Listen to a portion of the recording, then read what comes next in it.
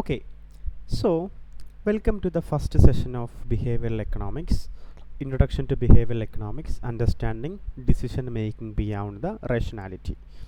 നമ്മുടെ ഫസ്റ്റ് സെഷനിൽ നമ്മൾ ഉദ്ദേശിക്കുന്നത് why behavioural economics or why behavioural economics emerged, എന്തുകൊണ്ടാണ് ബിഹേവിയറൽ എക്കണോമിക്സ് അല്ലെങ്കിൽ എന്തുകൊണ്ടാണ് നമ്മളൊരു നോർമൽ എക്കണോമിക്സിൽ നിന്ന് ബിഹേവിയറൽ എക്കണോമിക്സിലേക്ക് ഷിഫ്റ്റ് ചെയ്യപ്പെടാനുള്ള കാരണം, അല്ലെങ്കിൽ ആ ഷിഫ്റ്റിങ്ങിൻ്റെ റീസൺ എന്തായിരുന്നു എന്നുള്ളതാണ്.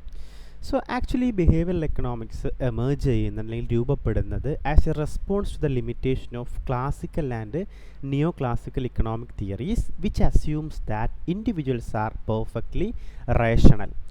ഇൻഡിവിജ്വൽസ്, വ്യക്തികൾ, എക്കണോമിക്സിൽ ഇടപെടുന്ന ഇക്കണോമിക് ഏജൻസ് ഒരു അബ്സല്യൂട്ട് റേഷണൽ ബീയിങ്സ് ആണ്. അവരെന്ത് ചെയ്യുകയാണെങ്കിലും യുക്തിപരമായിട്ട് മാക്സിമം റേഷണൽ തിങ്കിങ്ങിലൂടെ മാത്രമേ ചെയ്യുള്ളൂ എന്നുള്ള നിയോ ക്ലാസിക്കൽ ഇക്കണോമിസ്റ്റുകളുടെയും അല്ലെങ്കിൽ നമ്മൾ ക്ലാസിക്കൽ ഇക്കണോമിക്സ് എന്നൊക്കെ പറയുന്ന ക്ലാസിക്കൽ ഇക്കണോമിസ്റ്റുകളുടെയും അസംഷൻസിന് എതിരായിട്ടാണ്, അതിലൊരു റെസ്പോൺസ് ആയിക്കൊണ്ട്, ഒരു കൗണ്ടർ റെസ്പോണ്ട് ആയിക്കൊണ്ടാണ് ബിഹേവിയറൽ എക്കണോമിക്സ് എമേർജ് ചെയ്യുന്നത്.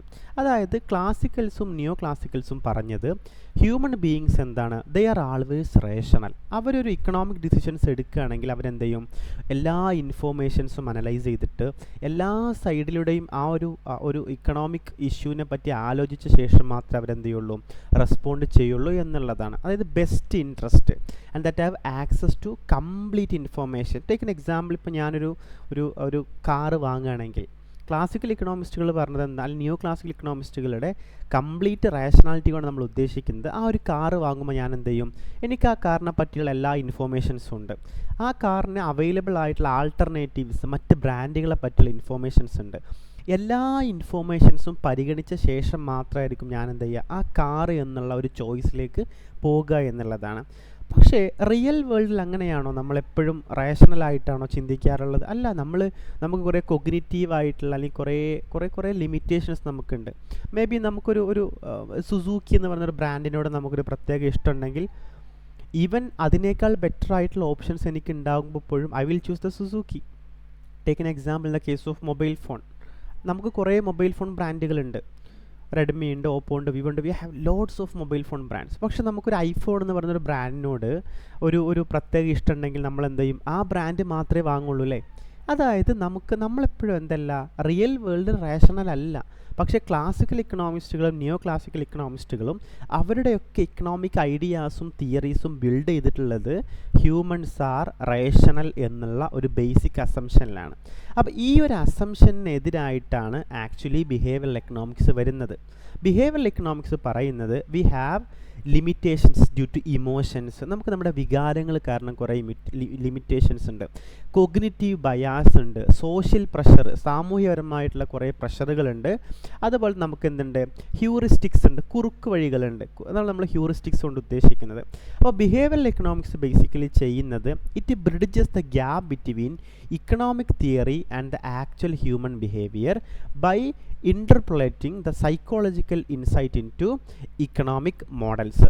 ഇക്കണോമിക് മോഡൽസിലേക്ക് നമ്മൾ പഠിച്ചിട്ടുള്ള ഡിമാൻഡ് തിയറി ആവട്ടെ, സപ്ലൈ തിയറീസ് ആവട്ടെ, അല്ലെങ്കിൽ കൺസ്യൂമർ ബിഹേവിയർ ആവട്ടെ, പ്രൊഡ്യൂസർ ബിഹേവിയർ ആവട്ടെ, ഏത് തിയറീസ് ആണെങ്കിലും അതിലേക്ക് നമ്മൾ സൈക്കോളജിയുടെ എലമെൻസിനെ കൂടിയിട്ട് ഉൾപ്പെടുത്തിയിട്ട് ഇൻകോർപ്പറേറ്റ് ചെയ്തിട്ടാണ് നമ്മൾ റിയൽ വേൾഡും അല്ലെങ്കിൽ നമ്മളൊക്കെ അനുഭവിക്കുന്ന ഈ ഒരു റിയൽ വേൾഡും നമ്മുടെ ടെക്സ്റ്റ് ബുക്കിലൊക്കെയുള്ള ഈ റിയൽ വേൾഡിനോട് യാതൊരു ബന്ധവും ഇല്ലാത്ത കുറേ ഇക്കണോമിക് തിയറീസും തമ്മിലുള്ള ഈ അകൽച്ച കുറക്കാനാണ് ആക്ച്വലി ബിഹേവിയറൽ എക്കണോമിക്സ് ശ്രദ്ധിക്കുന്നത് അല്ലെങ്കിൽ ട്രൈ ചെയ്തുകൊണ്ടിരിക്കുന്നത് എന്നുള്ളതാണ്. അപ്പോൾ എന്താണ് ഈ ക്ലാസിക്കൽ നിയോ ക്ലാസിക്കൽ അസംഷനിൽ വന്നിട്ടുള്ള അല്ലെങ്കിൽ ആ ഒരു ഇക്കണോമിക്സിൽ വന്നിട്ടുള്ള റേഷണൽ ഏജൻറ്റ് മോഡൽ അല്ലെങ്കിൽ റേഷണൽ അസംഷൻ എന്നുള്ളത്? Classical and neo-classical economic theories are built on the assumption that individuals behave rationally and make decisions that maximize their utility. നമുക്ക് രണ്ട് മാക്സിമൈസേഷൻ ഉണ്ടാവില്ലേ ഒരു നോർമൽ കേസിൽ? ഒന്നെന്ത് ചെയ്യും, കൺസ്യൂമർ സാധനങ്ങളും സേവനങ്ങളും വാങ്ങുന്നൊരു കൺസ്യൂമർ എന്ത് ചെയ്യും, he tries to maximise the utility. അവരവരുടെ യൂട്ടിലിറ്റി, ആ ഒരു പ്രൊഡക്റ്റ് കൺസ്യൂം ചെയ്തുകൊണ്ട് അവർക്ക് കിട്ടുന്ന യൂട്ടിലിറ്റി ഇൻക്രീസ് ചെയ്യാൻ ശ്രമിക്കും. അതർ സൈഡിൽ പ്രൊഡ്യൂസർ എന്താ ചെയ്യുക, അല്ലെങ്കിൽ ഫേം എന്താ ചെയ്യുക, he tries to maximise his or their profit. അവരവരുടെ പ്രോഫിറ്റ് മാക്സിമൈസ് ചെയ്യാൻ ശ്രമിക്കും. അപ്പോൾ ഇതാണ് ഒരു നോർമൽ നിയോ ക്ലാസിക്കൽ അല്ലെങ്കിൽ ക്ലാസിക്കൽ എക്കണോമിക്സിൽ നമുക്ക് കാണാൻ പറ്റുന്നൊരു കേസ്. ഒരു കൺസ്യൂമർ എപ്പോഴും he tries to maximise the utility, ഒരു പ്രൊഡ്യൂസർ എപ്പോഴും he tries to maximise the profit എന്നുള്ളതാണ്.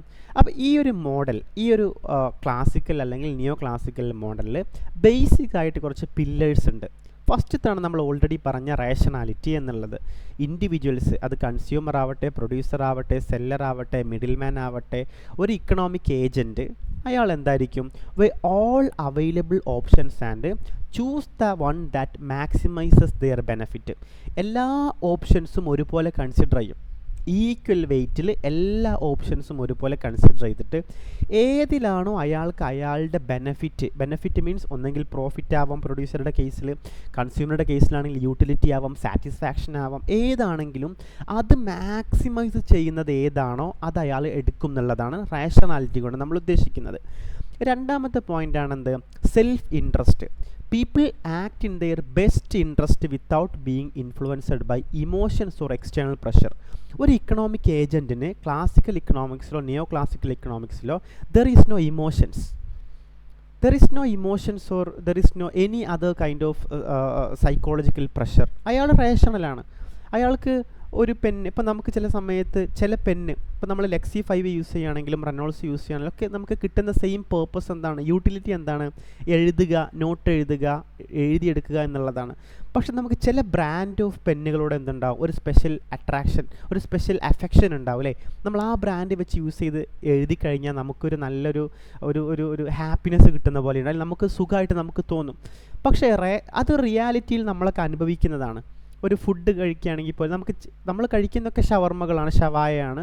പക്ഷെ നമുക്ക് ചില കടകളിൽ നിന്ന് കഴിക്കുമ്പോൾ എന്ത് ചെയ്യും, ഒരു സ്പെഷ്യൽ സാറ്റിസ്ഫാക്ഷൻ കിട്ടും. അത് ആ ഒരു കടയോട് അല്ലെങ്കിൽ ആ ഒരു മോഡലിനോടുള്ള, ആ ഒരു പ്രൊഡക്റ്റിനോടുള്ള, അല്ലെങ്കിൽ അവിടെ അവർ യൂസ് ചെയ്യുന്ന ഒരു മസാല, ഒരു ടൈപ്പ് ഓഫ് കൂട്ടിനോടുള്ള ഒരു സ്പെഷ്യൽ കണക്ഷനാണ്. അതെന്തില്ല ക്ലാസിക്കൽ മോഡലിലോ നിയോ ക്ലാസിക്കൽ മോഡലിലോ ഇല്ല. സെൽഫ് ഇൻട്രസ്റ്റ്, പീപ്പിൾ എന്ത് ചെയ്യും, അവിടെ there is no influence of external pressure or there is no influence of emotions എന്നുള്ളതാണ്. അതുപോലെ തന്നെ അവിടെ എന്തുണ്ട്, പെർഫെക്റ്റ് ഇൻഫോർമേഷൻ ഉണ്ടാവും. ഇൻഡിവിജ്വൽസിന് എന്തുണ്ടാവും, അതായത് ഒരു കൺസ്യൂമർ ആണെങ്കിൽ അയാൾക്ക് പ്രൊഡക്റ്റിനെ പറ്റിയിട്ടും പ്രൊഡ്യൂസറിനെ പറ്റിയിട്ടും ഒക്കെ പെർഫെക്റ്റ് ഇൻഫോർമേഷൻ ഉണ്ടാവും. ഇനി അതിലൊരു പ്രൊഡ്യൂസർ ആണെങ്കിൽ, ഒരു സെല്ലർ ആണെങ്കിലോ കൺസ്യൂമറിനെ പറ്റിയിട്ട്, അതുപോലെ തന്നെ ഈ ഒരു സെയിം പ്രൊഡക്റ്റ് പോലെ ഉൽപ്പാദിപ്പിക്കുന്ന മറ്റ് പ്രൊഡക്റ്റ് പ്രൊഡ്യൂസ് ചെയ്യുന്ന പ്രൊഡ്യൂസേഴ്സിനെ പറ്റിയിട്ടൊക്കെ ഈ വ്യക്തികൾക്ക് ഇക്കണോമിക് ഏജൻസിന് എന്തുണ്ടാവും, എക്സാക്റ്റ് ആയിട്ടുള്ള പെർഫെക്റ്റ് ഇൻഫോർമേഷൻസ് ഉണ്ടാവും. ദെൻ നമ്മൾ എപ്പോഴും ബിഹേവിയറൽ തിയറീസിൽ ഒക്കെ പറയുന്ന കൺസിസ്റ്റൻസ് ഉണ്ടാവും. അതായത് എ എന്ന് പറയുന്ന ഒരു പ്രൊഡക്റ്റ് നമ്മൾ ബി എന്ന് പറയുന്ന ഒരു പ്രൊഡക്റ്റിൻ്റെ മുകളിൽ നമ്മൾ പ്രിഫർ ചെയ്യുകയാണെങ്കിൽ നമ്മൾ എപ്പോഴും എന്ത് ചെയ്യും, ഈ എ ഓവർ ബി പ്രിഫർ ചെയ്യും. ഇനി അതുപോലെ തന്നെ എ എന്ന് പറയുന്ന ഒരു പ്രൊഡക്റ്റ് നമ്മൾ ബി എന്ന് പറയുന്ന ഒരു പ്രൊഡക്റ്റിന് മുകളിൽ പ്രിഫർ ചെയ്യുകയാണ്. അതുപോലെ ബി എന്ന് പറയുന്ന ഒരു പ്രൊഡക്റ്റ് നമ്മൾ സി എന്ന് പറയുന്ന ഒരു പ്രൊഡക്റ്റിന് മുകളിലും പ്രിഫർ ചെയ്യുകയാണ്. അങ്ങനെയാണെങ്കിൽ നമ്മൾ എന്ത് ചെയ്യും, എ എന്ന് പറയുന്ന product we will prefer always above the C എന്നുള്ളതാണ്. നമ്മളിത് എപ്പോഴും കൺസ്യൂമർ ബിഹേവിയറിലും അല്ലെങ്കിൽ ബിഹേവിയർ അനാലിസിസിലൊക്കെ നമ്മൾ നോർമലി പറയുന്നൊരു ഏരിയയാണെന്ത്, നമ്മളീ പറയുന്ന കൺസിസ്റ്റൻസി അല്ലെങ്കിൽ കൺസിസ്റ്റൻ്റ് ആവുക എന്നുള്ളത്. അതായത് ഇപ്പോൾ നമ്മുടെ കയ്യിൽ ഒരു ബ്രാൻഡ് ഉണ്ട്. ടേക്ക് എൻ എക്സാമ്പിൾ, ഞാൻ റെഡ്മി മൊബൈൽ ഫോൺ എടുക്കുകയാണ്. റെഡ്മി എന്ന് പറയുന്നൊരു ബ്രാൻഡ് ഉണ്ട്. നമ്മൾ ഈ റെഡ്മി മൊബൈൽ ഫോണിന് എന്ത് ചെയ്തു, നമ്മൾ സെലക്ട് ചെയ്തപ്പോൾ ഓപ്പോ എന്ന് പറയുന്ന ബ്രാൻഡിനേക്കാളാണ് സെലക്ട് ചെയ്തത്. നമ്മുടെ മുമ്പിൽ ഓപ്പോയുണ്ട്, റെഡ്മിയുണ്ട് ഒരു ഓപ്ഷനിൽ, നമ്മൾ റെഡ്മി സെലക്ട് ചെയ്തു. വേറൊരു കേസിൽ എന്ത് ചെയ്തു, നമ്മുടെ മുമ്പിൽ ഓപ്പോയുണ്ട്, വിവോയുണ്ട്. ആ സമയത്ത് നമ്മൾ എന്ത് ചെയ്തു, ഓപ്പോനെ സെലക്ട് ചെയ്തു. So Redmi over Oppo select ചെയ്തു, ഓപ്പോ ഓവർ വിവോ സെലക്ട് ചെയ്തു. ഈ ഒരു മനുഷ്യൻ ഏതൊരു സിറ്റുവേഷനിലാണെങ്കിലും ഇനി റെഡ്മിയും വിവോയും എന്ന് പറയുന്ന മറ്റൊരു കോമ്പിനേഷൻ്റെ അല്ലെങ്കിൽ മറ്റൊരു കേസിലേക്ക് ഇദ്ദേഹം എത്തിപ്പെടുകയാണെങ്കിൽ പോലും ഇദ്ദേഹം എന്തേ സെലക്ട് ചെയ്യുള്ളൂ, റെഡ്മി മാത്രമേ റെഡ്മി മൊബൈൽ ഫോണിൻ്റെ അല്ലെങ്കിൽ റെഡ്മി ബ്രാൻഡ് മാത്രമേ ഇയാൾ എന്ത് ചെയ്യുള്ളൂ, ചൂസ് ചെയ്യുള്ളൂ, സെലക്ട് ചെയ്യുള്ളൂ. ഇതാണ് നമ്മൾ എന്ത് ചെയ്യുന്നത്, കൺസിസ്റ്റൻറ്റ് പ്രിഫറൻസസിലെ കൺസിസ്റ്റൻ്റ് കൊണ്ട് ഉദ്ദേശിക്കുന്നത്. അതുപോലെ തന്നെ യൂട്ടിലിറ്റി മാക്സിമൈസേഷൻ നമ്മളെപ്പോഴും പഠിക്കുന്നതാണല്ലോ യൂട്ടിലിറ്റി മാക്സിമൈസേഷൻ. അതായത് ഇൻഡിവിജ്വൽസ് എപ്പോഴും എന്ത് ചെയ്യും, സാറ്റിസ്ഫാക്ഷൻ. യൂട്ടിലിറ്റി കൊണ്ട് നമ്മൾ എന്താ ഉദ്ദേശിക്കുന്നത്, want satisfying power of a കമ്മോഡിറ്റിയാണ്, സാറ്റിസ്ഫാക്ഷൻ ആണല്ലേ, സാറ്റിസ്ഫൈയിങ് പവർ. അപ്പോൾ ഇവിടെ എന്ത് ചെയ്യും, he always try to maximise his satisfaction എന്നുള്ളതാണ്. അപ്പോൾ ഇനി ഞാൻ 2 എക്സാമ്പിൾ, നമ്മൾ റിയൽ വേൾഡ് എക്സാമ്പിളിലേക്ക് പോകും ഇന്ന് തന്നെ. അതിന് മുമ്പ് 2 example. A consumer choose between 2 brands of coffee based on price and quality, selecting that one that offers the highest quality. നമ്മൾ ഏതൊരു പ്രൊഡക്റ്റും ഒരു റേഷണൽ കൺസ്യൂമർ എങ്ങനെയാണ് ചിന്തിക്കുക? രണ്ട് കോഫി ബ്രാൻഡ് ഉണ്ട്, brand A, brand B. Brand എക്ക് പ്രൈസ് കൂടുതലാണ്, ബ്രാൻഡ് ബിക്ക് ഒരു നോർമൽ പ്രൈസാണ്. പക്ഷേ ബ്രാൻഡ് എക്ക് നല്ല ക്വാളിറ്റി ഉണ്ട്, ബ്രാൻഡ് ബിക്കോ ക്വാളിറ്റി വളരെ കുറവാണ്. സ്വാഭാവികമായിട്ടും ഒരു നല്ലൊരു ഗുഡ്, ഒരു നല്ല കൺസംഷൻ ആഗ്രഹിക്കുന്ന ഒരാളാണെങ്കിൽ ഏതാ കൺസ്യൂം ചെയ്യുന്നുണ്ടാവുക?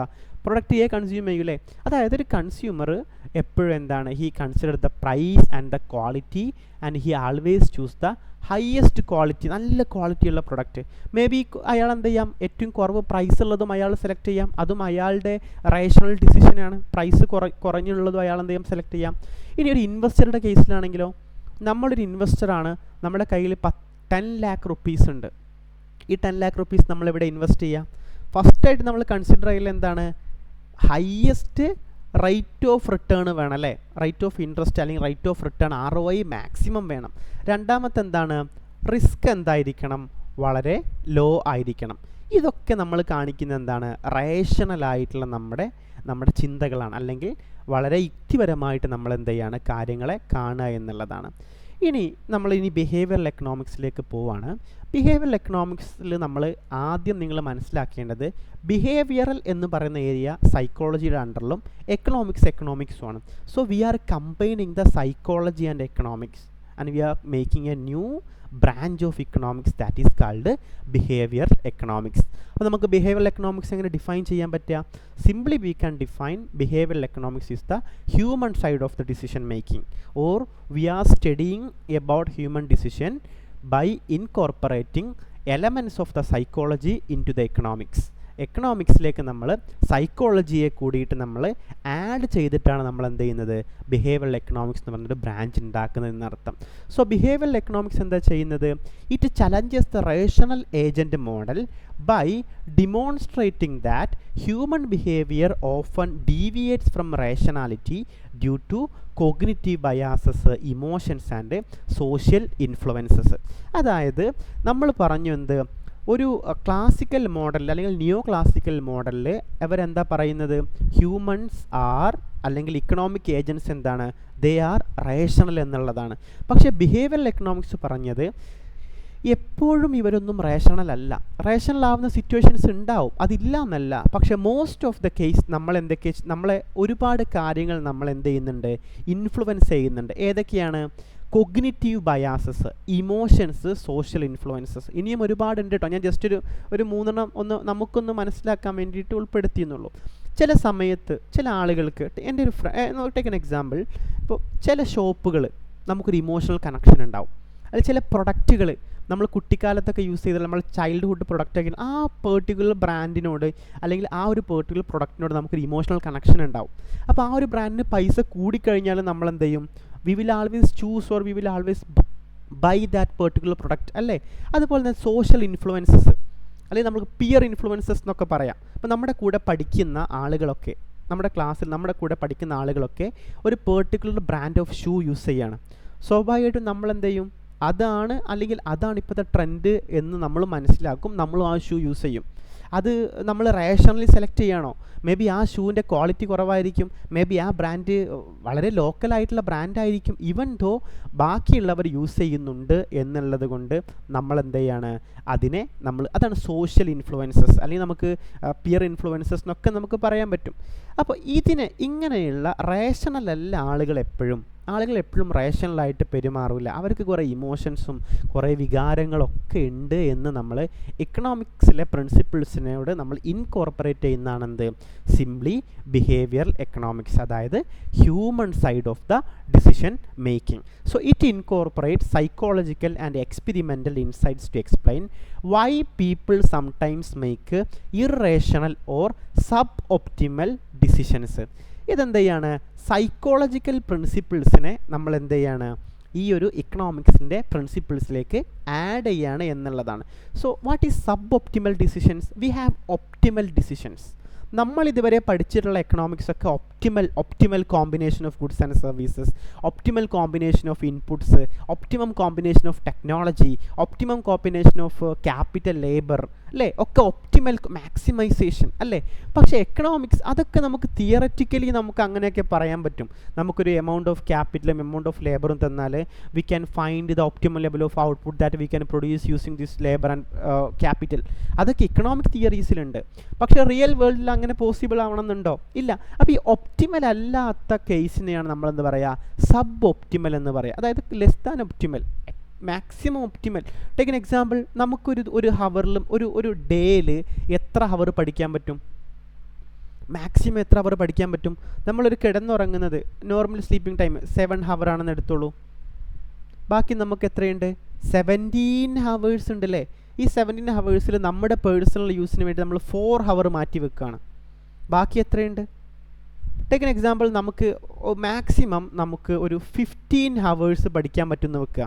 15 ഹവേഴ്സ്. ബാക്കിയുള്ള ഹവേഴ്സ് നമ്മൾ എന്ത് ചെയ്യാണ്? ബാക്കിയുള്ള 9 ഹവേഴ്സ് നമ്മൾ ഉറങ്ങാനും പ്ലസ് നമ്മുടെ ബാക്കിയുള്ള കാര്യങ്ങൾക്ക് വേണ്ടി മാറ്റി വെക്കുകയാണ്. നമ്മൾ ആരെങ്കിലും 15 ഹവേഴ്സ് എന്തെങ്കിലും പഠിച്ചിട്ടുണ്ടാവുമോ? ഇല്ല. നമ്മൾ മാക്സിമം ഒരു 7 to 6, 5, 4 ഹവേഴ്സിനുള്ളിൽ നമ്മൾ പഠിക്കുകയുള്ളൂ അല്ലേ. കാരണം എന്താണ്? ഇതാണ് നമ്മുടെ സബ് ഒപ്റ്റിമൽ ലെവൽ. നമ്മുടെ ഒപ്റ്റിമൽ ലെവൽ എത്രയാണ്? മേ ബി മാക്സിമം നമുക്ക് എന്ത് ചെയ്യാൻ പറ്റും? 15 ഹവേഴ്സ് പഠിക്കാൻ പറ്റും. ഇനിയും നമുക്ക് കൂട്ടാൻ പറ്റൂലേ. നമ്മളൊരു 6 to 7 ഹവർ ഒരാൾക്ക് സ്ലീപ്പ് മതി. ബാക്കിയുള്ള ഒരു 19 to 18, 20, 19, 18 ഒക്കെ ഹവേഴ്സ് നമുക്ക് എന്ത് ചെയ്യാൻ പറ്റും? അല്ലെങ്കിൽ 17 ഹവേഴ്സ് നമുക്ക് എന്ത് ചെയ്യാൻ പറ്റും?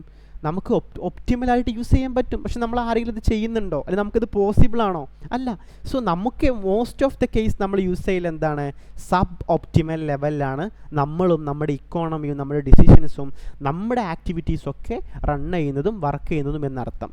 അപ്പോൾ ഇങ്ങനെയുള്ള സബ് ഒപ്റ്റിമൽ ഡിസിഷൻസിനെ ഒക്കെ നമ്മൾ പഠിക്കുന്നതാണെന്ത്? നമ്മൾ ഈ പറയുന്ന ബിഹേവിയറൽ എക്കണോമിക്സിലൂടെ നമ്മൾ പഠിക്കുന്നത്. ഇനി ക്ലാസിക്കൽ എക്കണോമിക്സും ബിഹേവിയറൽ എക്കണോമിക്സും തമ്മിലുള്ള പ്രധാനപ്പെട്ട ഡിഫറൻസ് എന്താണ്?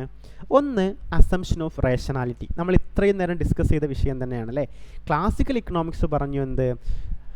ക്ലാസിക്കൽ ഇക്കണോമിക്സിൽ ഹ്യൂമൻ ഏജൻസ് എന്താണ്? They R fully rational decision makers. അവരെന്താണ്? യുക്തിപരമായിട്ട് മാത്രം കാര്യങ്ങളെ കാണുന്ന, അവൈലബിൾ ആയിട്ടുള്ള ഓൾ ഇൻഫോർമേഷൻസിനെ പ്രോസസ്സ് ചെയ്തിട്ട് ഏറ്റവും നന്നായിട്ട് അനലൈസ് ചെയ്തിട്ട് ഏറ്റവും നല്ല അസംഷൻസ് ഏറ്റവും യുക്തിപരമായിട്ട് എടുക്കുന്ന ആളുകളായിരിക്കും എപ്പോഴെന്ത്? ക്ലാസിക്കൽ എക്കണോമിക്സിൽ ഉണ്ടാവുക. പക്ഷേ ബിഹേവിയറൽ എക്കണോമിക്സിലോ നമ്മൾ പറയാം ബൗണ്ടഡ് റേഷനാലിറ്റി എന്നുള്ളതാണ്. ബൗണ്ടഡ് റേഷനാലിറ്റി അതെന്താണെന്നുള്ളതൊക്കെ നമ്മൾ ഡീറ്റെയിൽ ആയിട്ട് ഡിസ്കസ് ചെയ്യും കേട്ടോ. സിമ്പിളായിട്ട് പറയുകയാണെങ്കിൽ ബൗണ്ടഡ് റേഷനാലിറ്റി എന്ന് പറഞ്ഞാൽ ഇൻഡിവിജ്വൽസ് എപ്പോഴും എല്ലാ കാര്യങ്ങളും അവർ കൺസിഡർ ചെയ്യില്ല. അവർ മോസ്റ്റ് ഓഫ് ദ കേസ് എന്ത് ചെയ്യും? ഹ്യൂറിസ്റ്റിക്സിലാണ് വർക്ക് ചെയ്യുക. അതായത് നമ്മളൊക്കെ പറയില്ലേ ചില കുറുക്ക് വഴികളുണ്ടാവും. ഈ കുറുക്ക് വഴികളാണ് നമ്മൾ എന്ത് ചെയ്യുക, അല്ലെങ്കിൽ നമ്മളെല്ലാ ഇൻഫോർമേഷൻസും അവൈലബിൾ ഇൻഫോർമേഷൻസൊക്കെ പ്രോസസ്സ് ചെയ്തിട്ടൊന്നും ലോകത്തൊരു കാര്യവും ചെയ്യുന്നുണ്ടാവില്ല. പകരം നമ്മൾ എന്ത് ചെയ്യും? We will take the heuristics. ഇതിനാണ് നമ്മൾ ബൗണ്ടഡ് റേഷനാലിറ്റി എന്ന് പറയാം. Cognitive biases. കൊഗ്നിറ്റീവ് എന്ന് പറയുന്നത് നമ്മുടെ ഒരു ബ്രെയിൻ ഫംഗ്ഷനാണ് കൊഗ്നിറ്റീവ്. അപ്പോൾ നമ്മൾ അതിൽ നമുക്ക് നമ്മുടേതായ ചില ബയാസസ് ഉണ്ടാവില്ല. ചില കാര്യങ്ങളോട് നമുക്ക് ഇൻട്രസ്റ്റ് ഉണ്ടാവും, ചില കാര്യങ്ങളോട് നമുക്ക് ഇൻട്രസ്റ്റ് ഉണ്ടാവില്ല. അപ്പോൾ ഇതിനൊക്കെ നമ്മുടെ കൊഗ്നിറ്റീവ് ബയാസസ് എന്ന് പറയാം. ഓക്കെ. അപ്പോൾ ക്ലാസിക്കൽ എക്കണോമിക്സിൽ പറഞ്ഞത് അസംഷൻ ഓഫ് റേഷനാലിറ്റിയാണ്. അവിടെ റേഷണൽ അസംഷൻ ഉണ്ടാവും. ബിഹേവിയറൽ എക്കണോമിക്സിലോ ബൗണ്ടഡ് റേഷനാലിറ്റിയും കൊഗ്നിറ്റീവ് ബയാസസും ആണ് ഉണ്ടാവുക. ഇനി പ്രോസസ്സിങ്ങിലാണെങ്കിലോ ക്ലാസിക്കൽ എക്കണോമിക്സിൽ we can say that perfect information and full analysis. We have perfect information. നമുക്ക് എല്ലാത്തിനെ പറ്റിയിട്ടും എന്തുണ്ടാവും? പെർഫെക്റ്റ് ആയിട്ടുള്ള ഇൻഫോർമേഷൻ ഉണ്ടാവും. And also we have full analysis. അതിനെ പറ്റിയിട്ടൊക്കെ നമ്മൾ അനലൈസ് ചെയ്തിട്ട് എന്തേ ഉള്ളൂ? നമ്മൾ ഒരു ഡിസിഷൻ എടുക്കുള്ളൂ എന്നർത്ഥം. പക്ഷേ ബിഹേവിയറൽ എക്കണോമിക്സിലാണെങ്കിലോ ലിമിറ്റഡ് ഇൻഫോർമേഷൻ ആയിരിക്കും. നമുക്ക് മൊത്തം ഇൻഫോർമേഷനും നമ്മൾ പ്രോസസ്സ് ചെയ്യില്ല. And we റിലൈസ് on the heuristics. നമ്മൾ എന്ത് ചെയ്യും? പലപ്പോഴും കുറുക്ക് വഴികളിലൂടെ എന്തേയുള്ളൂ കാര്യങ്ങൾ നേടിയെടുക്കുള്ളൂ. അത് നമ്മുടെയൊക്കെ ഒരു നേച്ചറിൽ പെട്ടതാണല്ലേ. അതുപോലെ ഡിസിഷൻ മേക്കിങ്ങിലാണെങ്കിലോ ക്ലാസിക്കൽ ഇക്കണോമിക്സിൽ എപ്പോഴും നമ്മൾ പഠിക്കുക യൂട്ടിലിറ്റി മാക്സിമൈസേഷൻ. നമ്മുടെയൊക്കെ ടെക്സ്റ്റ് ബുക്കിലുള്ള പ്രോബ്ലംസ് ഒക്കെ അങ്ങനെയല്ലേ? കൺസ്യൂമർ യൂട്ടിലിറ്റി മാക്സിമൈസേഷൻ, പ്രൊഡ്യൂസറുടെ പ്രോഫിറ്റ് മാക്സിമൈസേഷൻ, കോസ്റ്റ് മിനിമൈസേഷൻ. എപ്പോഴും നമ്മൾ എന്ത് ചെയ്യണം? പ്രോഫിറ്റ് മാക്സിമൈസ് ചെയ്യുക അല്ലെങ്കിൽ യൂട്ടിലിറ്റി മാക്സിമൈസ് ചെയ്യുക എന്നുള്ള കോൺസെപ്റ്റിലാണ് പോകുന്നത്. പക്ഷേ ബിഹേവിയറൽ എക്കണോമിക്സ് പറയുന്നതോ all these are influenced by emotions, social norms and biases. നമുക്ക് എന്തുണ്ട്? നമ്മളെ ഇമോഷൻസ് ഇതിനെ എഫക്റ്റ് ചെയ്യുന്നുണ്ട്, സോഷ്യൽ നോംസ് എഫക്റ്റ് ചെയ്യുന്നുണ്ട്, നമ്മുടെ തന്നെ പേഴ്സണലായിട്ടുള്ള കുറേ ബയാസസ് എന്ത് ചെയ്യുന്നുണ്ട്? ഇതിനെ അഫക്റ്റ് ചെയ്യുന്നുണ്ട് എന്നുള്ളതാണ്. ഇനി ക്ലാസിക്കൽ ഇക്കണോമിക്സിൽ there is no role for psychology. സൈക്കോളജിക്ക് ഒരു റോളും ഉണ്ടാവില്ല. പക്ഷേ ബിഹേവിയറൽ എക്കണോമിക്സിലാണെങ്കിലോ നമ്മൾ നേരത്തെ പറഞ്ഞ പോലെ we are incorporating the elements or the theories or the tools or the methods of psychology into our economic principles എന്നുള്ളതാണ്. അപ്പോൾ ഇവിടെ എന്തുണ്ട്? നമ്മൾ സൈക്കോളജിയെ വലിയ രീതിയിൽ കൺസിഡർ ചെയ്യുന്നുണ്ട്. ഇനി പ്രഡിക്ഷൻ, ഇവിടെ എപ്പോഴും എന്തായിരിക്കും? optimal decision making. Always in classical economics we can say always there is optimal decision making. Behavioral economics ലാണെങ്കിലോ behavioral economics ചെയ്യുന്നത് explain why or is there any deviation from the rationality എന്നുള്ളൊരു question ആണ്. അവിടെ എന്തെങ്കിലും deviation, എന്തെങ്കിലും changes ഉണ്ടോ റേഷണാലിറ്റിയിൽ നിന്ന്? ഈ ഒരു ക്വസ്റ്റ്യൻ ആണ് എന്ത് ചെയ്യുക? എപ്പോഴും ബിഹേവിയറൽ എക്കണോമിക്സിൽ ചേഞ്ച് ചെയ്തുകൊണ്ട് അല്ലെങ്കിൽ ഡിസ്കസ് ചെയ്തുകൊണ്ടിരിക്കുക. സോ ഇതിൽ ഏറ്റവും പ്രധാനപ്പെട്ട ഒരു ഡിഫറൻസ് എന്താണ്? It is about rational decision making. ഈ റേഷണാലിറ്റി ക്ലാസിക്കൽ എക്കണോമിക്സിലുണ്ട്. ഇവിടെ എന്താ ഉള്ളത്? ബൗണ്ടഡ് റേഷണാലിറ്റിയാണ്. ഈ ബൗണ്ടഡ് റേഷണാലിറ്റിയെ എഫക്റ്റ് ചെയ്യുന്ന അല്ലെങ്കിൽ ബൗണ്ടഡ് റേഷണാലിറ്റിയുടെ അണ്ടറിൽ വരുന്നതാണെന്ത്? ഹ്യൂറിസ്റ്റിക്സ് ആവട്ടെ, ഇമോഷൻസ് ആവട്ടെ, അവരുടെ കൊഗ്നിറ്റീവ് ബയാസസ് ആവട്ടെ, everything is comes under the bounded rationality. നമ്മളത് എന്താണെന്നുള്ളത് നമ്മുടെ വരുന്ന സെഷനുകളിൽ വളരെ ഡീറ്റെയിൽ ആയിട്ട് ഡിസ്കസ് ചെയ്യും. So why we are shifting from our classical or so-called neoclassical or so-called homo economics to behavioral economics? എന്തിനാണ് നമ്മൾ ഈ ഒരു വലിയൊരു എക്കണോമിക്സ് സൈഡിൽ നിന്ന് നമ്മൾ ബിഹേവിയറൽ എക്കണോമിക്സിലേക്ക് ഷിഫ്റ്റ് ആവുന്നത്? ഓൾറെഡി നിങ്ങൾക്ക് മനസ്സിലാക്കിയിട്ടുണ്ടാവില്ലേ നമ്മുടെ ഓൾഡ് എക്കണോമിക്സ് എന്താണ്, അല്ലെങ്കിൽ classical or neo classical economics എന്താണ്? സ്റ്റിൽ ലോകത്ത് ഏറ്റവും കൂടുതലുള്ളത് എന്താണ്? നിയോ ക്ലാസിക്കൽ ഇക്കണോമിക് ഐഡിയാസ് ആണ് ലോകത്ത് പെർസിസ്റ്റ് ചെയ്യുന്നത്. അപ്പോൾ നമുക്ക് ഓൾഡ് എന്നൊന്നും പറയാൻ പറ്റില്ല. വാട്ട് എവർ കറൻ്റ്ലി പെർസിസ്റ്റ് ചെയ്യുന്ന എക്കണോമിക്സ് എന്താണ്? It is highly non realistic. Real world, നമുക്കവിടെ കുറേ ഗ്രാഫ്സ് ഉണ്ട്, കുറേ മാത്തമാറ്റിക്കൽ ഇക്വേഷൻസ് ഉണ്ട്, ഒക്കെ ഉണ്ട്. പക്ഷേ it is not defining the real world. അതൊരിക്കലും എന്ത് ചെയ്യുന്നില്ല? Not representing the real world, not answering the questions of real world. Real വേൾഡിൻ്റെ ക്വസ്റ്റ്യൻസിന് അതെന്ത് ചെയ്യുന്നില്ല? ആൻസർ ചെയ്യുന്നില്ല എന്നുള്ളതാണ്. Okay, so classical economic theories അത് ഒന്ന് ഹൈലി എലഗൻ്റ് ആണ് and highly mathematically very rigorous ആണ് അല്ലേ? പക്ഷെ still it fails to explain the real world phenomena like financial bubbles, consumer irrationalities, inconsistency in economic behaviour ഒക്കെ ഇതൊന്നും ഇത് എക്സ്പ്ലെയിൻ ചെയ്യുന്നില്ല, ഓർ അത് എക്സ്പ്ലെയിൻ ചെയ്യാൻ അതിനെക്കൊണ്ട് പറ്റുന്നില്ല എന്നുള്ളതാണ്.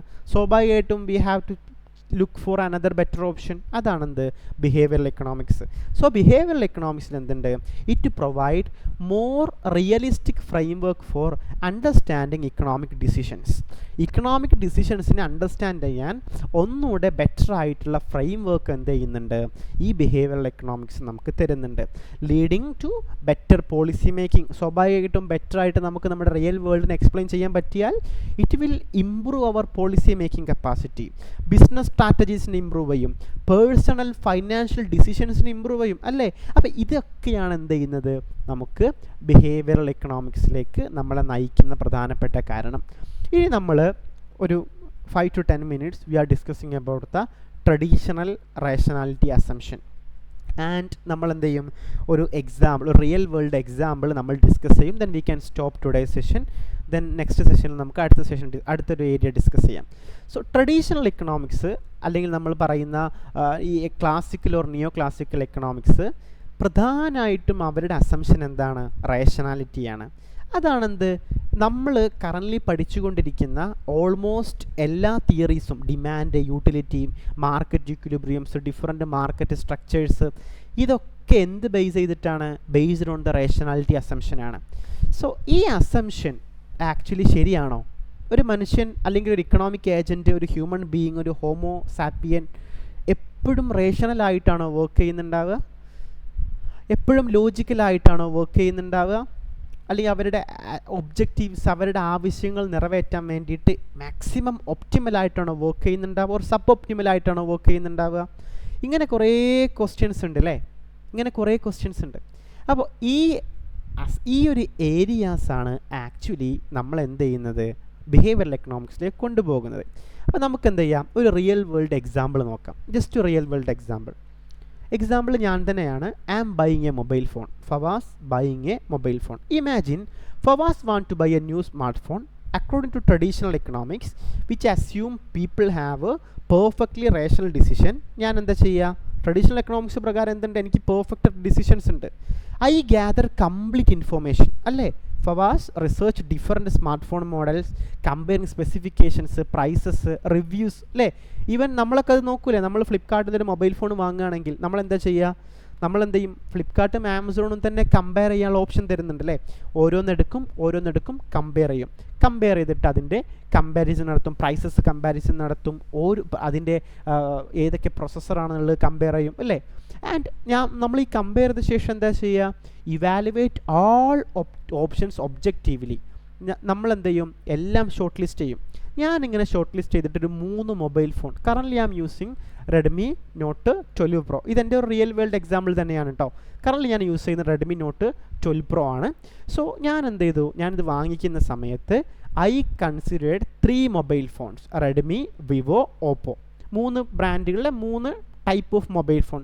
ടു ബി ഹോണസ്റ്റ്, റെഡ്മിയിൽ 12 Pro, വിവോയിൽ V29, ഓപ്പോയിൽ റെനോ 8T എന്ന് പറയുന്ന 3 ബ്രാൻഡുകൾ, 3 മോഡൽസും ഞാൻ എടുത്തു.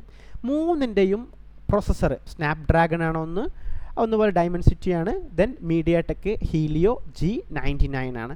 ക്യാമറ കൺസിഡർ ചെയ്തു. റെഡ്മിക്ക് എത്രയുണ്ട്, 108 ക്യാമറയുണ്ട്. വിവോക്കാണെങ്കിൽ 50 ഉള്ളൂ. ഇനി അതിൽ ഓപ്പോക്കാണെങ്കിലോ 100 MP വരുന്നുണ്ട്. ഇനി ബാറ്ററി നോക്കുകയാണെങ്കിലോ റെഡ്മിക്ക് 5000 mAh ബാറ്ററി വരുന്നുണ്ട്, വിവോക്ക് 4600 ഉള്ളൂ, ദെൻ ഓപ്പോക്കോ 4800 ഉള്ളൂ. സോ ഇതെല്ലാം കൺസിഡർ ചെയ്തപ്പോൾ റേഷണൽ ഹ്യൂമൻ ബീയിങ് ആയ ഞാൻ, according to classical and traditional or neo classical economist, ഞാൻ എന്ത് ചെയ്യും, യൂട്ടിലിറ്റി മാക്സിമൈസ് ചെയ്യാൻ വേണ്ടി, അല്ലെങ്കിൽ എൻ്റെ ബെനഫിറ്റ് മാക്സിമൈസ് ചെയ്യാൻ വേണ്ടിയിട്ട് ഞാൻ എന്ത് ചെയ്യും, I will buy the Redmi note 12 Pro. ഞാൻ വാങ്ങിയിട്ടുള്ളതും അതുതന്നെയാണ്, റെഡ്മി നോട്ട് 12 Pro ആണ്. അതായത് എനിക്കിതെന്താ തരുന്നത്, ലെസ് കോസ്റ്റിൽ ബെസ്റ്റ് ഓപ്ഷൻ അല്ലേ. അതാണ് റേഷണൽ എന്ന് പറഞ്ഞാൽ. അപ്പോൾ നമ്മൾ പറഞ്ഞു, നമ്മുടെ ട്രഡീഷണൽ എക്കണോമിക്സിൽ അല്ലെങ്കിൽ ക്ലാസിക്കൽ എക്കണോമിക്സിൽ മറ്റൊന്നും കൂടി എന്താണ്, കൺസിസ്റ്റൻ്റ് പ്രിഫറൻസസ് ഉണ്ട് അല്ലേ. ഞാൻ കൺസിസ്റ്റൻ്റ് ആണ് ഈ പ്രിഫറൻസിൽ. ഞാൻ ഈ സമയത്ത് വിവോനേക്കാളും ഒപ്പോനേക്കാളും റെഡ്മി പ്രിഫർ ചെയ്തിട്ടുണ്ടെങ്കിൽ അടുത്തൊരു സിറ്റുവേഷന് വരുന്നത്, ന്യൂ ഇൻഫോർമേഷൻ ചേഞ്ച് ചെയ്യുന്നത് വരെ എന്ത് ചെയ്യും, എൻ്റെ ഈ ഒരു ഇവാലുവേഷൻ ഈസ് ഓക്കെ ആയിരിക്കും അല്ലേ. ഇനി ഒരു പക്ഷേ ഞാൻ ഇതിൻ്റെ ബ്രാൻഡ് ടൈപ്പ്, ഇതിൻ്റെ മോഡൽ മാറ്റുകയാണ്, മേ ബി ഞാൻ വിവോ F1 പോവാണ്, അല്ലെങ്കിൽ ഓപ്പോ G1 Proയിലേക്ക് പോവാണ്. സോ മേ ബി അവിടെ ചേഞ്ച് വരും, പക്ഷെ അത് ന്യൂ ഇൻഫോർമേഷൻ അതിൻ്റെ അവൈലബിലിറ്റി വന്നു. അതല്ലാതെ ഞാൻ ഇവിടെ ചെയ്തിട്ടുള്ള റെഡ്മി 12 Pro എന്നുള്ളത് എന്താണ്, it is a rational choice എന്നുള്ളതാണ്. പക്ഷേ റിയൽ വേൾഡിൽ ഇങ്ങനെയാണോ സംഭവിക്കുക, പലപ്പോഴും അല്ല. കാരണം എന്താ, ആക്ച്വൽ ഇക്കണോമിക്സിൽ അല്ലെങ്കിൽ ആക്ച്വൽ വേൾഡിൽ എന്തുണ്ട്, എനിക്കൊരുപാട് cognitive biases, emotions, social factors ഒക്കെ ഉണ്ട്. ടേക്ക് എൻ എക്സാമ്പിൾ, ബ്രാൻഡ് ലോയൽറ്റിയും സ്റ്റാറ്റസ് സിമ്പിളും. ഞാൻ ജസ്റ്റ് ഇപ്പോൾ ഒരു കോൾ ചെയ്യാൻ പേർപ്പസിന് അല്ലെങ്കിൽ ഒരു ബ്രൗസിങ് പേർപ്പസിന് മാത്രമല്ല മേ ബി ചെയ്യലേ. ഞാൻ ചിലപ്പോൾ എന്ത് ചെയ്യും, എനിക്കൊരു ബ്രാൻഡ്, എൻ്റെ സ്റ്റാറ്റസ് വളരെ കൂടുതലാണെന്ന് കാണിക്കേണ്ടി വരും. സോ സ്റ്റാറ്റസ് സിമ്പിളിന് ഞാൻ എന്ത് ചെയ്യും, may be apple 15 or 15 Pro വാങ്ങേണ്ടി വരും. സോ അതെന്താണ്, ഒരു പ്രീമിയം ബ്രാൻഡ്. അല്ലെങ്കിൽ സാംസങ് S23 വാങ്ങേണ്ടി വരും.